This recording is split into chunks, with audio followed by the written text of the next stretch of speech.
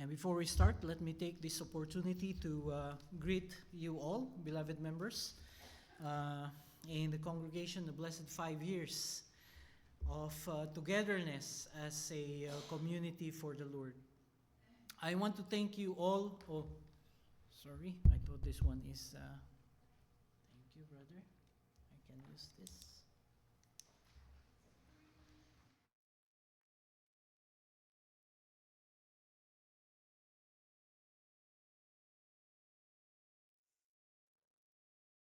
Shalom. All right, thank you. Okay, let me continue. I want to thank you all for making this day special. And despite of all your work schedules and your busyness in life, you are here with us to join in this special time. This is also a time for us to celebrate. It is not a regular Shabbat service, but it is an opportunity for me and my family and for us all to thank you for your faithfulness in the Lord and being here with us. And for 5 years, we have been working for the sharing of the word and expanding the kingdom of the Lord. And you have made, I do acknowledge that you have made an extra effort to come today. And seeing you all, of course, is already a milestone and a reflection of your commitment to our faith community. And but of course, it's not only that you show up today because it's our anniversary, but you should have been showing up every Shabbat because it is for the Lord. And celebrating together as a congregation, it is already a testimony of the faithfulness of God to us. We are already 5 years as a unique, our congregation is unique. We are a non-conformist. We do not follow what some churchy stuff is, and we are an independent Messianic congregation here in Calgary. And of course, there are many more groups that are surrounding Calgary and area, and they are still just as what we have started long before. We started as a home group. We started in Bible studies. And of course, we are 5 years as a federally recognized religious charity by the CRA. And 8 years ago, during COVID time, we registered ourselves as a non-profit religious society in the province of Alberta. And that started as coming together as a congregation to observe Shabbat and the festivals.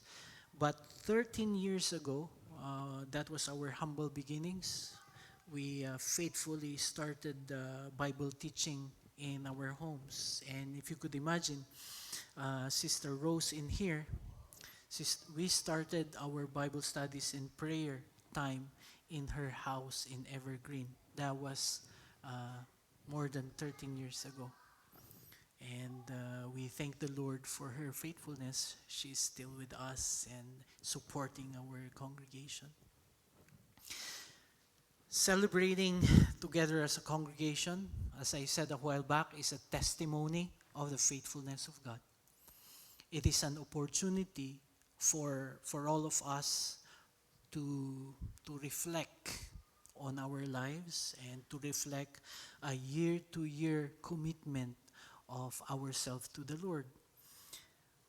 Your significant contributions towards each one here in the community, your significant relationship, the one that you have built together with each one of us here in the community is already a blessing. To the ministry of the Lord, it is a very big leap of faith that because of our uniqueness, you could see how, our numbers are not quite that many because of how we do things, because of what we believe, because of how we support Israel, how we look into the Word, the Bible. It is quite different from other communities and fellowships around Calgary. And we could say that's why we say that we are a unique and independent messianic ministry. However, uh, coming to think of it, with 5 years already that we are here, have you improved in your service to God? Let us all think back of the past year, and of course we rejoice in each one of us. You are a blessing to the Lord, and you are a blessing to my family and myself, and I hope that I am also a blessing to you. The Lord has been graciously providing everyone their needs and their prayers. And this anniversary Shabbat that we have, it is a good and perfect time to recommit ourselves to the Lord. Let us pray together. Thank you, Abba Father, for your continuing and unfailing faithfulness to us. Thank you, O Lord, for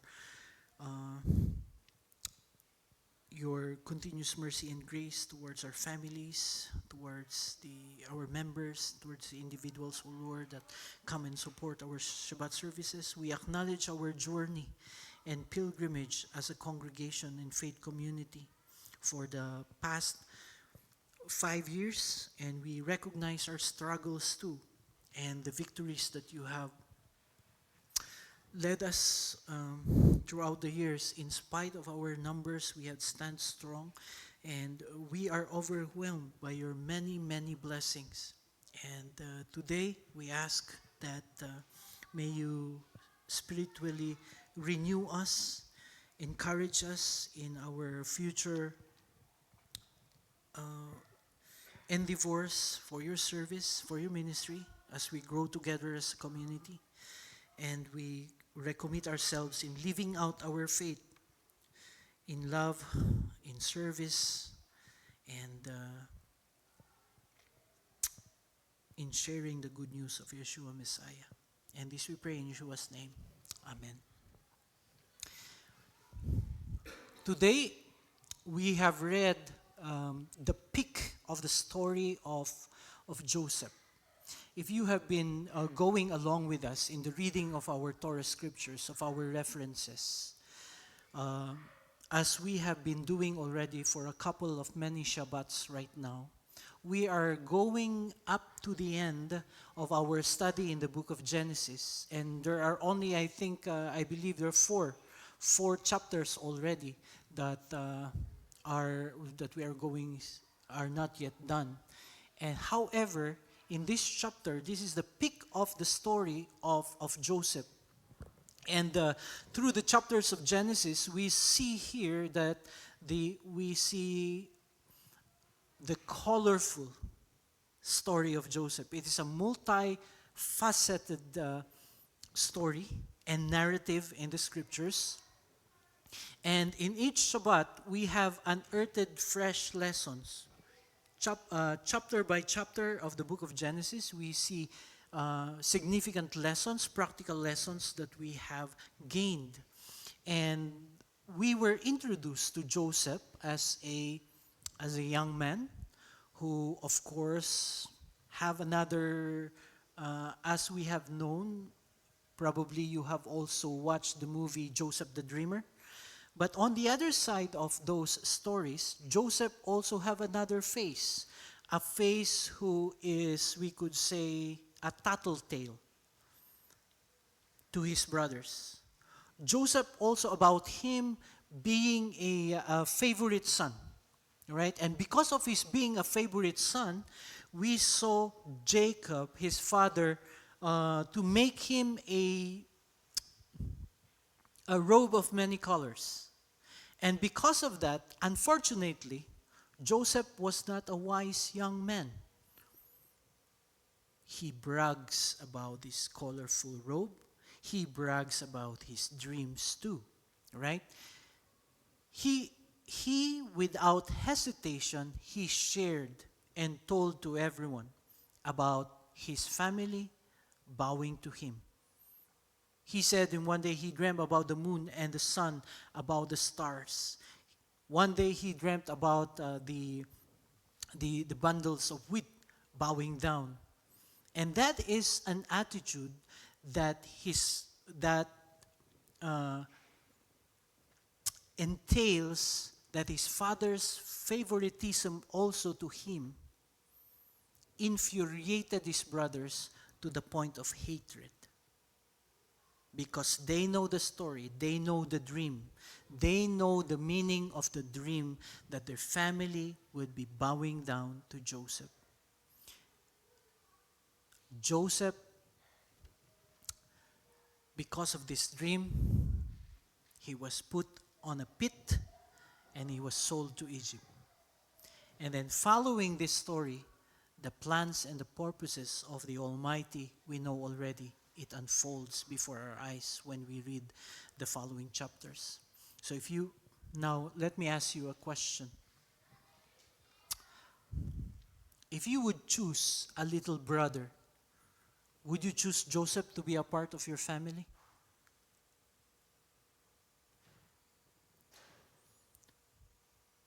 As I said a while back, in a practical thing, if you were one of the brothers, bratty, show off, and the reason the brothers threw him in a pit and sold him to slavery is because of the things that he has said, right? To put it mildly, the story of Joseph is not a very ideal story. It's not a very ideal family too. No one was acting on his or her best self in the story, especially with the brothers and with Joseph too. Now, looking back at Joseph, fast forward 20 years, Joseph became the prime minister of Egypt.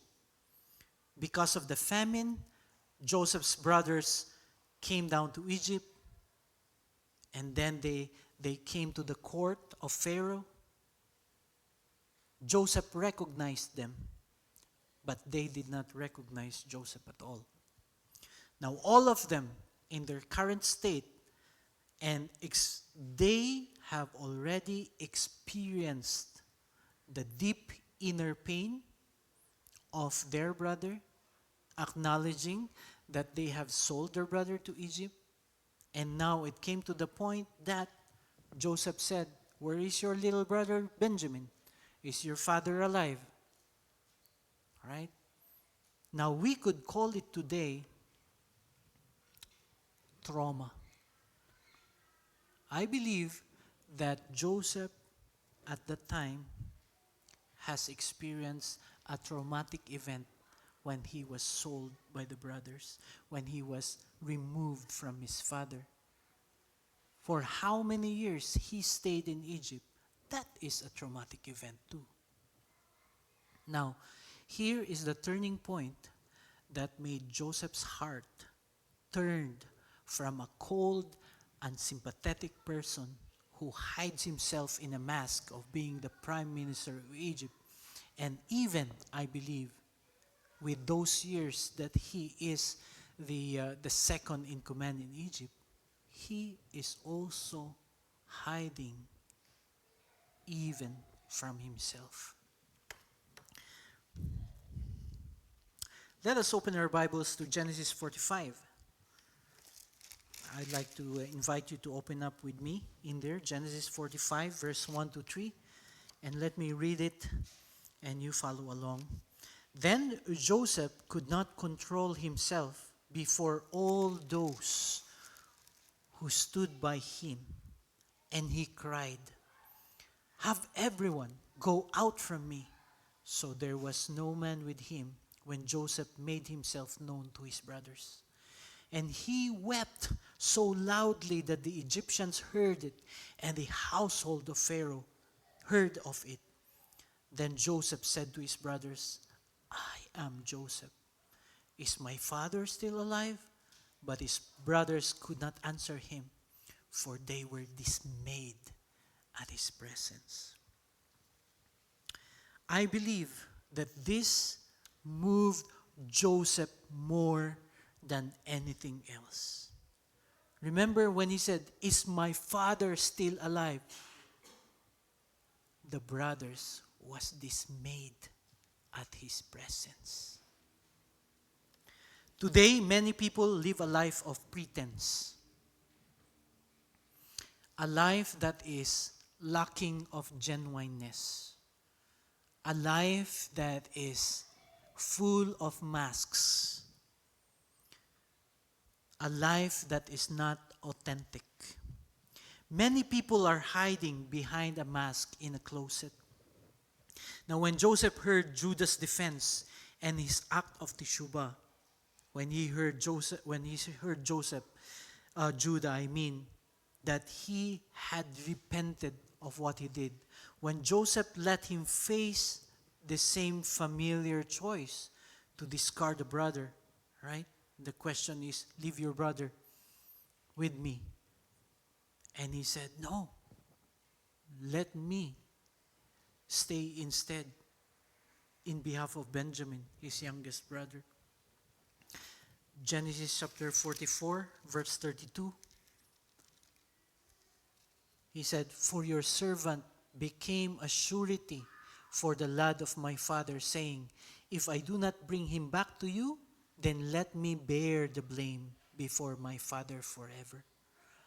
Now therefore, please, let your servant remain instead of the lad a slave to my lord, and let the lad go up with his brothers.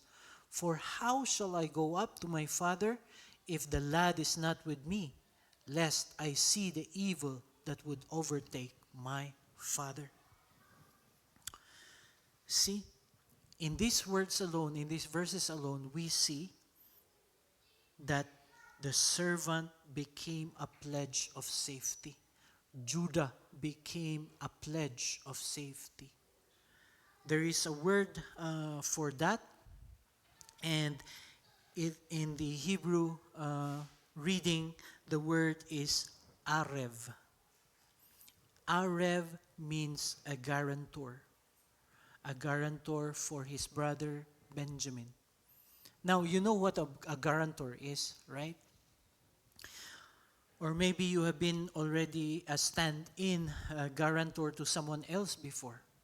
Or probably many times when you would like to buy a house, someone would call you and say, could you be my guarantor? You know what it means? A guarantor commits his own resources to cover the debt of another. The guarantor assumes personal responsibility for the other. The guarantor identifies with the one that owed the debt and stands in his place and covers him. Right? So meaning to say that in behalf of this other person, you are putting all of your resources, all of you, if this other person fails. Now, being a guarantor is an act of pure grace. He will be the one to pay the debt of the other, and if the other fails, he even gives his own life for it. Now, that is a picture of love with a brother. Now, the practical lesson that we would like to bring up in here, that I gleaned when I was reading this one, is when we come out of our masks, we come out of our pretenses in life, it brings out your true self. It brings out our true self. And you guarantee the other person beside you that you will rise above the situation. You cannot be a guarantor if you are not your true self. You cannot guarantee the other person if you haven't showed your true self to the other person. Right? You cannot be a stand-in for him. If you remove your pretenses of your life, if you remove the mask that is hiding your true self, you will rise above the situation.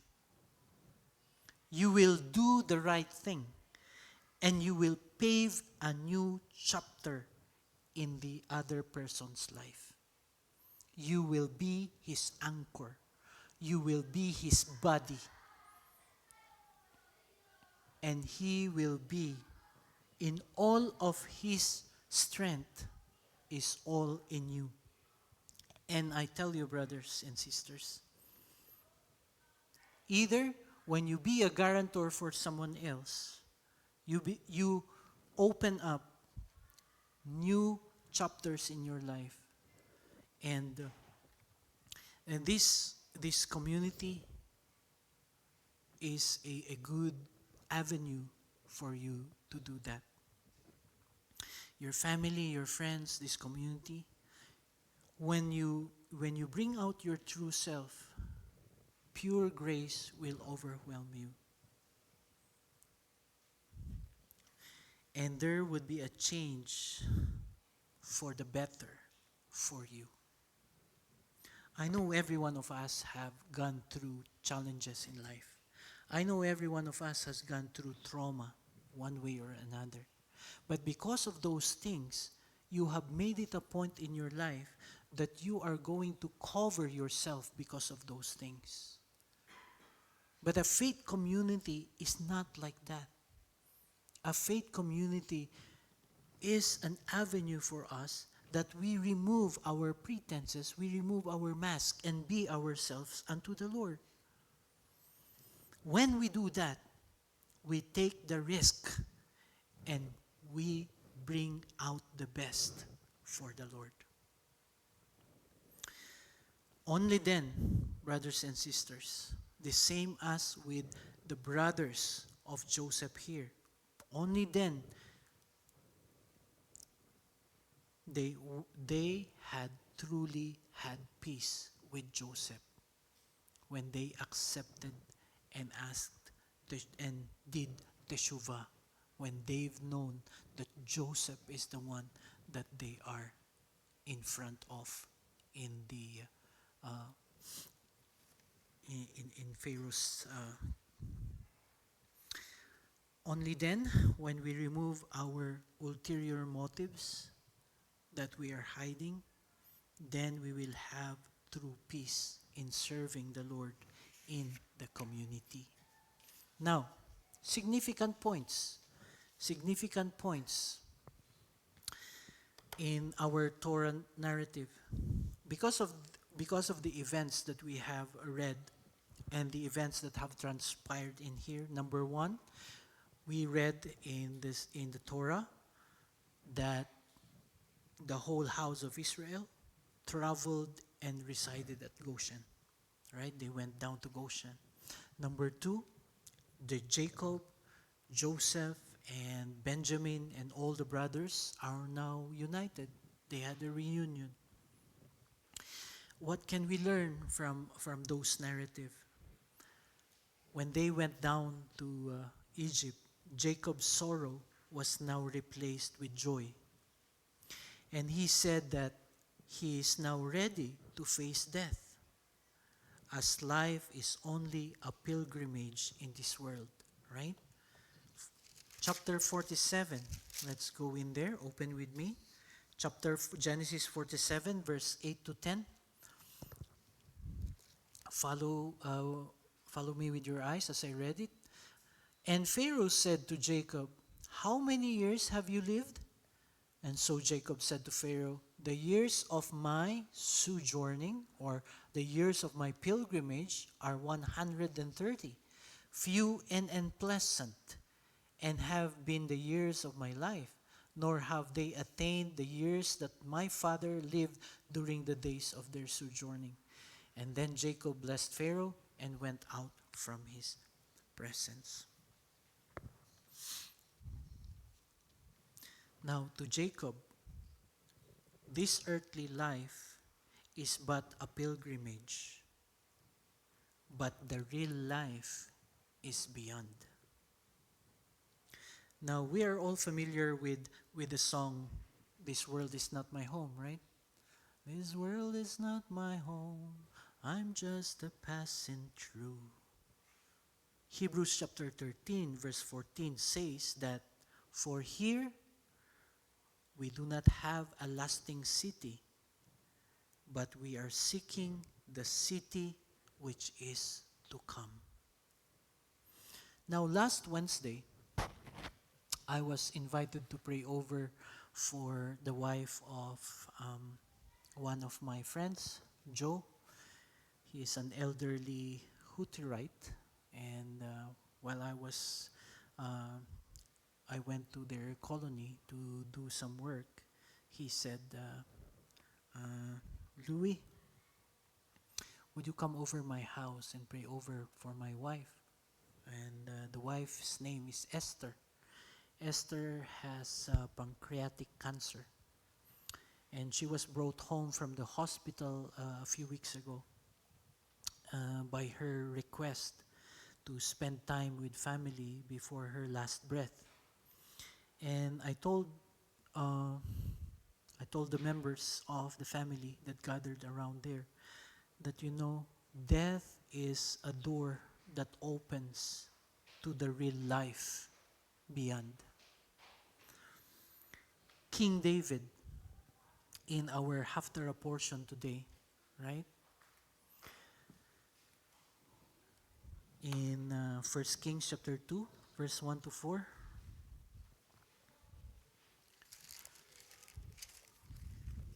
Let's open there so we can go over our readings today. 1 Kings chapter 2, verse 1 to 4. He said in here that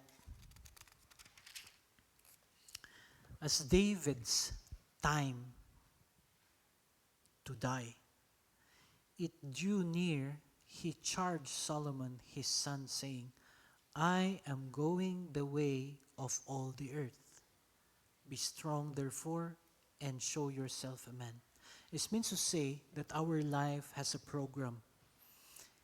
And at the end of the program of our life here on earth is actually the door to the great beyond. The door where life really begins. And that is death. But you see, folks, and I know that you would agree with me also, that our life here on earth is just a pilgrimage. Now this is our takeaways from the references that we have read today. Our life is only a pilgrimage. Our life is a pilgrimage. So if we put that in our minds, do not get settled in the affairs or the aspirations or your ambitions in this world, because our true home is in the presence of the Lord. 1 John 2:15, it speaks to us and said that do not love the world, nor the things in this world. This world may hate you, your friends may hate you because of this, because of your faith, or because of what you are standing right now. The good news is the Lord will guide you in this pilgrimage that we are all walking in. God will guide us in this pilgrimage. We should not be afraid of what tomorrow may bring. God will be the one to turn the hearts of those in authority to favor you or to favor us, because we are His covenant people. We are a part of the commonwealth of the chosen people of the Lord. He has chosen you to be a part of His family. Because we are His covenant people, He will not forget us, and He will even provide us and bless us in the presence of our enemies. Let us trust in Him and not be afraid, because we will be a blessing. God's people is a blessing to the world, as Joseph is to Egypt. Right? If you would only show your true self and remove the mask, you would be a blessing to other people. Just like Joseph, when he removed himself and he said, I am Joseph, your brother. He removed everything and he made known himself to his brothers. What did it do? He became a blessing to the world. They came in and he helped them in the famine. Just like also Daniel, being a political leader, just like also Nehemiah, he stood up and helped in the building of the temple of Jerusalem. And then also to Esther, right? You know, you can also be a blessing like them right now. You can be a blessing to everyone here also in the congregation. You can be a blessing to your family, to your friends, and even in the place you work, you can be a blessing. In John chapter 19, our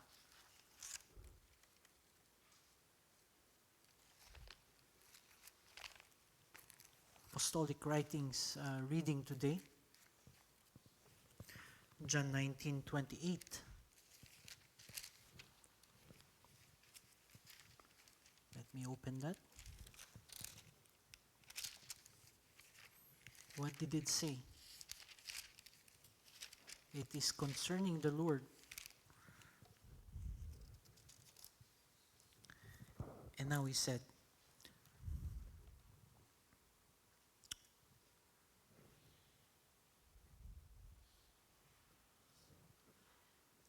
and after this, Yeshua, knowing that all things had already been accomplished, in order that the scripture might be fulfilled, and said, I am thirsty. A jar full of sour wine was standing there, so they put a sponge full of the sour wine upon a branch of hyssop and brought it up to his mouth. And when Yeshua therefore had received the sour wine, he said, It is finished. And he bowed his head and gave up his spirit. Here we learn that Yeshua Messiah is our hope. He was dead, yet he was alive, right? And in our hearts, he reigns as our exalted Savior. Now, just like Joseph, in our Torah portion today, he was placed in a pit, forgotten, sold in Egypt, and now he reigns as a ruler. His other name was Safnat Paneah, the bread of life. Yeshua, our Savior, is the one that supplies the bread of our life. John chapter 6:35. Yeshua, therefore, is the Savior of our life. Now, here's our concluding application. One thing that grabs my attention in this chapter. Let us go back to Genesis 47:25. To conclude our small lesson today, let's open to Genesis 47:25. And let me read that portion. He said, So they said, you have saved our life. Let us find favor in the sight of my Lord, and we will be Pharaoh's slaves. Or at this, of course, he was under Pharaoh, but Joseph's slaves. Now, serving the Lord, those that were saved, when you know of your standing before the Lord, you will proclaim His salvation and will gladly serve Him. Right? That's what it says in here. So they said, you have saved our lives. If you know that the Lord has saved you, Let us find favor in the sight of my Lord, and we will be your slaves. We will be serving the Lord. Next one, Genesis 47. Genesis 46:34.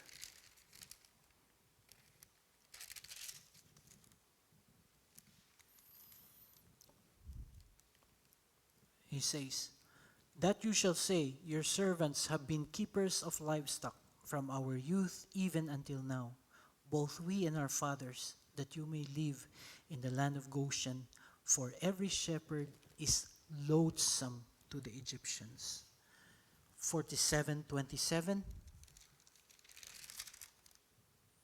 Now Israel lived in the land of Egypt in Goshen, and they acquired property in it, and were fruitful and became very numerous. Now, serving the Lord sometimes is not easy, and people will hate us because of it. People will revile us. Even our very own friends in the ministry will hate us. However, what did it say in there? If you are shepherds, Pharaoh will loathe you, right? It's very loathsome to Pharaoh. They will revile you, they will despise you. But you know, at the end of the day, God will be the one to enable us to be spiritually fruitful and will make us prosperous. Why? Because we went into the land of Goshen. The Hebrew of the word Goshen means to be near. And because of that, they are near to the Lord. They are blessed in that land. Now, in closing, why not challenge the Lord today to let you serve for Him for another year? And probably for how many years from now on? Be yourself. Show yourself. Step up in the service of the Lord. Remove what is limiting you to serve the Lord. Avail yourself for Him. Prove Him. He said, if you prove Him, if you prove me, He will open up the windows of heaven and pour you out a blessing that there shall be no room to contain it. Right? Amen.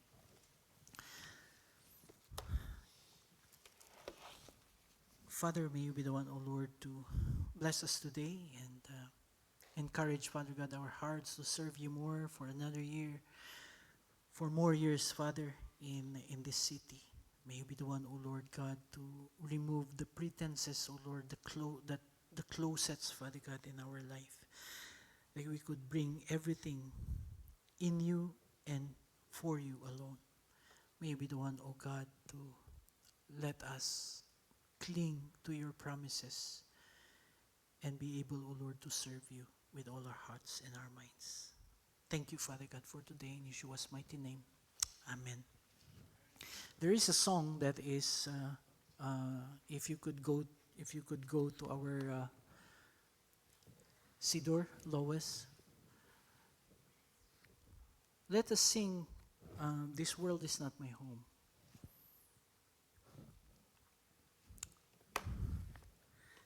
And contemplate on the words of